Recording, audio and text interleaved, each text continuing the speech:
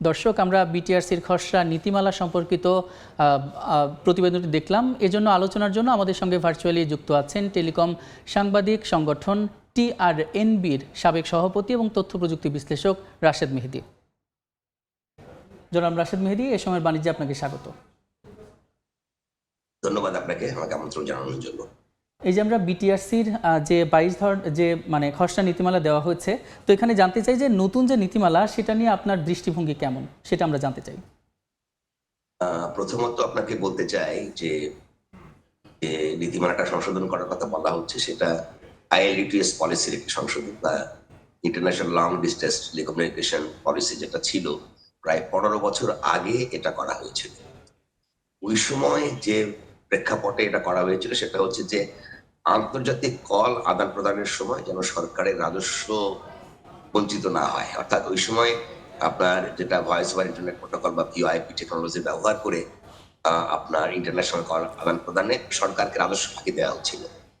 এটা যখন বিটিআরসির তদন্তে ধরা পড়লো তখন তারা একটা এই পলিসিটা করে। কিন্তু ওই পলিসি কিন্তু শুধুমাত্র আন্তর্জাতিক কল আদান প্রদানের মধ্যে মানে ওই রাজস্ব ফাঁকির বিষয়ে সীমাবদ্ধ থাকেনি। এটা আসলে বাংলাদেশের যে টেলিযোগাযোগ খাতের ভ্যালু চেন সেটাই আসলে ওই পলিসির মাধ্যমে তৈরি হয়। যেমন ওই পলিসির মাধ্যমে আপনার প্রথমে এই যে আপনার কমন ট্রান্সমিশন নেটওয়ার্ক, তার জন্য এনটিটিএর লাইসেন্স দেওয়া হয়, বা ইন্টারন্যাশনাল যে গেটওয়ে তার জন্য লাইসেন্স দেওয়া হয়, ইন্টারন্যাশনাল ইন্টারনেট গেটওয়ের জন্য লাইসেন্স দেওয়া হয়, ইন্টারকানেকশন এক্সচেঞ্জ নামে আর একটা লেয়ার করা হয়। এই এতগুলো জায়গায় কিন্তু আপনার লাইসেন্স দেওয়া হয়েছিল ওই একটা পলিসির মাধ্যমে, এবং প্রত্যেকটা লেয়ারকে এইভাবে করা হয়েছিল যেন ইন্টারন্যাশনাল কল আদান প্রদানের ক্ষেত্রে একটা কল যদি বাইরে থেকে আসে সেটা আমাদের নেটওয়ার্কে ঢোকার পরে সেটা কিভাবে গ্রাহক পর্যন্ত যাবে, সেখানে যে ভ্যালু চেন, বাট ওটাই কিন্তু আপনার টেলিযোগাযোগ খাতে মূল ভ্যালু চেন হয়ে গিয়েছিল এবং সেই অনুযায়ী বিটিআরসি লাইসেন্সও দিত।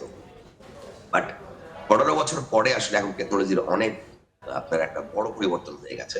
যেমন আগে ইন্টারন্যাশনালি ক্লিয়ার চ্যানেলে যে কলগুলো আসতো এখন সেটা আসে না। আমি জানি যে আমরা এখন বিশ্বের যে প্রান্তে যাই না কেন এই হোয়াটসঅ্যাপ, টেলিগ্রাম, সিগন্যালের মতো আমরা যে সমস্ত ওটিটি অ্যাপ আছে সেগুলো ব্যবহার করি। ফলে এখন আসলে ক্লিয়ার চ্যানেলে ওই আগের মতো আপনার কলটা দরকার পড়ে না। ফলে আপনার এই যে টেকনোলজির রূপান্তর বা কনভার্জেন্স, তার কারণে কিন্তু আপনাকে পলিসি চেঞ্জ করতে হবে। এই জন্য বিটিআরসি এর উদ্যোগটা খুবই ভালো, তারা অনেকদিন পরে হলেও একটা সময়োপযোগী সিদ্ধান্ত নিয়েছেন। বাট এই খসড়াটা আমি দেখেছি, এই খসড়ার মধ্যে বেশ কিছু জায়গা এমন ভাবে তৈরি করা হয়েছে যেখানে আমাদের দেশীয় যে সমস্ত ছোট ছোট উদ্যোক্তারা আছে তারা অনেক ক্ষেত্রে নিরুৎসাহিত হতে পারেন। যেমন ধরেন আপনার আমাদের যে ইন্টারন্যাশনাল সার্ভিস আমাদের ইন্টারনেট সার্ভিস প্রোভাইডার যারা আছে আইএসপি, সেই ইন্টারনেট সার্ভিস প্রোভাইডারদেরকে বলা হচ্ছে যে তাদের ব্যবসাটা যেটা ছিল যে তারের কেবলের মাধ্যমে বা তারের মাধ্যমে বাসা বাড়িতে ব্রডব্যান্ড ইন্টারনেট দেওয়া, বলা হচ্ছে এন্টারপ্রাইজ লেভেলে এখন সেটা মোবাইল অপারেটররাও দিতে পারবে যদি তাদের টেকনোলজি একই সঙ্গে আপনার রেডিও ফ্রিকোয়েন্সি বা বেতার তরঙ্গ এবং তারের সঙ্গে যায়। কারণ প্রশ্ন হচ্ছে যদি মোবাইল অপারেটররা কোনো কারণে এন্টারপ্রাইজ বা কর্পোরেট বিভিন্ন প্রতিষ্ঠানে তারা এর অর্থ সেটা দিতে যায়, তাহলে কিন্তু আপনার এই যে আইএসপি যারা আসলে আমাদের দেশীয় যারা বিনিয়োগকারী তারা কিন্তু খুবই ক্ষতিগ্রস্ত হবে। কারণ তাদের একটা ব্যবসার বড় অংশ হচ্ছে আপনার এই কর্পোরেট ব্যবসায়ীরা, মানে কর্পোরেট কানেকশন। জি, আপনাকে একটা প্রশ্ন রাখতে চাই। এই যে লাইসেন্সিং যদি 3টা স্তরে নামিয়ে আনা হয়, নীতিমালা যদি বাস্তবায়িত হয়, তাহলে আসলে গ্রাহকরা কিভাবে উপকৃত হবেন?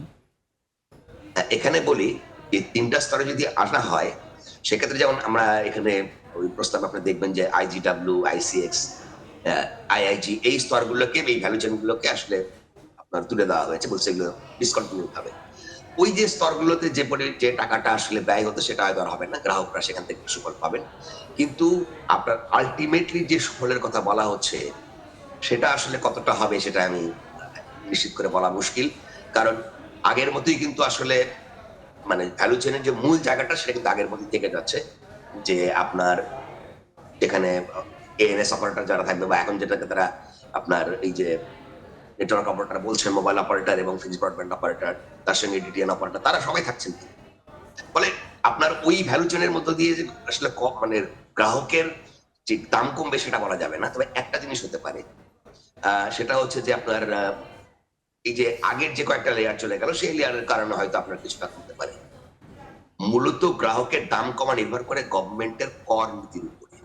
আমরা যেখানে 100 টাকার উপরে মানে 33 টাকা কর দিই এখন একটা ইন্টারনেট ব্যবহার করতে গেলে কিংবা ভয়েস কল করতে গেলে, এই 33 টাকা করটাকে যদি কমে আপনি 10 টাকা করেন তাহলে তো গ্রাহকের করের খরচটা কমে গেল। হুম, হুম, অন্য কোনো উপায়ে ভ্যালু চেইনের ভেতরে যে কস্ট যেটা অপারেটররা ব্যয় করে তাদের পরিচালনা ব্যয়, সেই ব্যয়টাকে আপনি কতটুকু যুক্তিসঙ্গতভাবে কমাবেন? বাজারের সঙ্গে সঙ্গতি রেখে কমাতে হবে। বাট সরকার কিন্তু করটা চাইলে সরকার তার নিজস্ব পলিসি অনুযায়ী কমাইতে পারে। দুটো হলো ২টা চিন্তার বিষয়। এই কর বিটিআরসি হয়তো কমাবে না, কিন্তু এই করটা যেন সহনীয় হয় সেজন্য বিটিআরসি একটা নীতিমালা নিতে পারবে। আমি যে কথাটা বলছিলাম যে আপনার যখনই এন্টারপ্রাইজ বিজনেসে আপনারা ঢুকে যাবেন তখন কিন্তু হুম, হুম, হুম। আপনার এটা মানে যেহেতু আইএসপি এর ব্যবসাটাকে দূরে থাকছেন, প্রতিযোগিতা হতে পারে কিন্তু প্রতিযোগিতার বিপরীতে যেটা হতে পারে একটা সিন্ডিকেটও গড়ে উঠতে পারে। সেখানে আমরা বলা হয়েছে যে তালিকাভুক্ত মানে আপনার লাইসেন্স বাদ দিয়ে উপজেলা পর্যায়ে মল আইএসপি কিংবা স্মল টেলিকম সার্ভিস নামে একটা তালিকাভুক্তি করা বলা হয়েছে। আমরা রেগে দেখেছি যে বিটিআরসি তে যে তালিকাভুক্তি দেওয়া হতো যে সমস্ত সার্ভিসের ক্ষেত্রে বাস কিংবা টি বাসের ক্ষেত্রে, সেখানে কিন্তু আপনার প্রচুর অনিয়ম হয়েছে, প্রচুর করাপশন হয়েছে। সেইটা কিন্তু এই তালিকাভুক্তি দিয়ে আবারও হতে পারে। সেক্ষেত্রে কিন্তু আসলে এই সার্ভিসগুলোর জন্য গ্রাহকের দাম বাড়তে পারে। জি, আমার এখানে কথা একটা হচ্ছে যে প্রশ্ন যে তালিকাভুক্তি কেন? এই যে আপনার এখানে উচিত হলো লাইসেন্স দেওয়া, নট তালিকাভুক্তি। জি, হ্যাঁ। এই যে নতুন যে নীতিমালা, এই নীতিমালার ফলে টেলিকম খাতের কি বিশৃঙ্খলা দূর করা সম্ভব হবে আপনার কি মনে হয়? টেলিযোগাযোগ খাতে হ্যাঁ, আপনার যেটা হচ্ছে যে অপ্রয়োজনীয় স্তরগুলো কিছু ছিল, যেগুলোকে ডিরেগুলেটেড করা হচ্ছে কিংবা ডিসকন্টিনিউ করা হচ্ছে, সেগুলোর কারণে হয়তো এবং একটা সরল রেখার দিকে আসতেছে। এক্ষেত্রে টেলিযোগাযোগ খাতের আপনার ইন্টারনেট বিশেষ করে ডাটা বলে। এবার আমি যে একটা কথা বলে রাখি যে এবার যে পলিসিটা দেখলাম এটা আসলে বেসিক্যালি ভবিষ্যতে ইন্টারনেট ব্যবস্থাকে আরেকটু সুন্দর করার জন্য ওই দৃষ্টিভঙ্গি থেকে এটা করা হয়েছে। ফলে সেই জায়গা থেকে হয়তো আপনার যেহেতু সরলীকরণ করা হয়েছে মানে ৩ টা লেয়ার এখানে আর মানে ৩ টা ক্যাটাগরিতে লাইসেন্স দিয়ে বাকি লেয়ার গুলোকে ইয়ে করা হচ্ছে, সেখানে বিশৃঙ্খলাটা তো কমবেই। কিন্তু একই সঙ্গে যদি এই যে স্মল আইএসপি লাইসেন্স যদি আপনার তালিকাভুক্ত করানো হুম, হয়, হুম, হুম। আপনার এই যে এসএমএস অ্যাগ্রিগেশনের মতো সার্ভিস যদি তালিকাভুক্ত জায়গাটা রাখা হয়, এগুলো নিয়ে কিন্তু আবার নতুন বিশৃঙ্খলা তৈরি হবে। অর্থাৎ আমি কিছু পুরনো বিশৃঙ্খলা দূর করছি এবং নতুন হুম, হুম, বিশৃঙ্খলা হুম। নিয়ে আসছি। আমার কথা হচ্ছে বিটিআরসির উচিত এই নতুন বিশৃঙ্খলা তৈরির জায়গাগুলো অমিট করে দেওয়া। তারা হয়তো এখানে যেটা কাজটা করতে পারে, যদি মনে করেন যে কোথাও লাইসেন্স দিতে লাইসেন্সই দেন। লাইসেন্স দিলে তো আপনার সুবিধা। আপনি রেভিনিউ শেয়ার করতে পারবেন, একটা এন্টারপ্রাইজ গড়ে তোলার জন্য হেল্প করতে পারবেন। এবং তালিকাভুক্তি করছেন, এটা নিয়ে নানান ধরনের সিন্ডিকেশন হবে, করাপশন শুরু হবে বিটিআরসি থেকে তালিকাভুক্তি করার সময় থেকে। তারপরে নিচের স্তরে অনেকগুলো সিন্ডিকেশন হবে এবং আপনার ইন্টারনেট সার্ভিসের মতো একটা নিরাপদ সার্ভিস যেটা কাস্টমারের কাছে নিরাপদ এবং মানসম্পন্নভাবে পৌঁছে নেওয়া দরকার, সেইটা কিন্তু আসলে হবে না। কারণ ওই স্মল এন্টারপ্রেনার যখন বলছেন ওইটুকু বিনিয়োগ করে আসলে আপনাকে এই নিরাপদে নিতে পারবেন না, সেক্ষেত্রে কিন্তু গ্রাহকরা আবারও বঞ্চিত হবেন। তারা হয়তো দাম দেবেন ঠিকই, কিন্তু সেই যে হয়তো ঢাকার যারা আছেন, শহরের যারা আছেন তারা তো ভালো ইন্টারনেট পাবেন, কিন্তু গ্রামের যারা তারা কিন্তু ওই স্মল আইএসপির কাছ থেকে কিন্তু ভালো ইন্টারনেট পাবে না, তারা কিন্তু কোয়ালিটি ইন্টারনেট পাবে না, নিরাপদ জি, জি। ইন্টারনেট পাবে না। আপনার কাছে শেষ একটি প্রশ্ন রয়েছে। সবার কাছে ইন্টারনেট সেবা নিশ্চিত করতে সরকারের কি ধরনের উদ্যোগ নিতে পারেন? আরেকটা ব্যাপারে যে এই যে আপনি যে বিশৃঙ্খলার কথা বলছিলেন, সব ধরনের বিশৃঙ্খলা কিভাবে দূর করে সবার কাছে ইন্টারনেট স্বতঃস্ফূর্তভাবে ছড়িয়ে দেওয়া যেতে পারে? ছোট করে উত্তর দিবেন। এটা হচ্ছে আমি বলি বাংলাদেশে কিন্তু এর আগে যখন আপনার কমন ট্রান্সমিশন নেটওয়ার্ক করা হয়েছিল, সেটার মধ্য দিয়ে আসলে বাংলাদেশে ইন্টারনেটের দামটা খুব দ্রুত কমে গিয়েছিল। আপনার এই আইএলডিটিএস পলিসির আগে এনটিটিএন আলাদা হওয়ার আগে কিন্তু আপনার ২০০৮-৯ সালে ১০,০০০ টাকায় আপনার এমবিপিএস ছিল ইন্টারনেট ব্যান্ডউইথের দাম।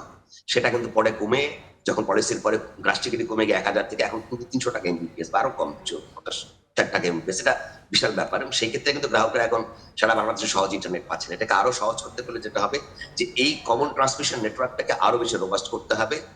এই লেয়ারে অলরেডি একটা প্রাইস কমানোর ঘোষণা এসেছে, এই প্রাইসটা আরো কিভাবে কমানো যায় সেই কাজটা করতে হবে। সবচেয়ে বড় কথা হচ্ছে যে আপনার গ্রাহকের কাঁধের উপরে যে ৩৩% ট্যাক্স আছে, এইটাকে আপনার কমাতে হবে। গভর্নমেন্ট প্রত্যেক বছর এখানে ট্যাক্স বাড়ায়, একটা জায়গায় ১ টাকা কমাইলে আরেক জায়গায় ৫ টাকা বাড়ায় দিচ্ছে। জি, সেটাই কিন্তু আমাদের প্রত্যাশা যে সকল ধরনের যে কর যেন কর থেকে মানুষ মুক্তি পায় এবং ইন্টারনেট সেবা যাতে খুব সহজে মানুষের কাছে পৌঁছে আমি যায়, মনে করি সেটাই ইন্টারনেটকে আমাদের মৌলিক অধিকার প্রত্যাশা। ঘোষণা করে এটাকে আপনাকে ট্যাক্স ফ্রি অসংখ্য করে দেওয়া ধন্যবাদ। উচিত। আমরা অন্য কোনো দিন আরো আলোচনা দীর্ঘায়িত করব। আপনাকে অসংখ্য ধন্যবাদ আমাদের সাথে যুক্ত হওয়ার জন্য। ধন্যবাদ আপনাকে। আমরা এতক্ষণ আলোচনা করছিলাম বিটিআরসির খসড়া নীতিমালা নিয়ে, আর এজন্য আমাদের সঙ্গে আলোচনার জন্য ভার্চুয়ালি যুক্ত ছিলেন রাশেদ মেহেদী।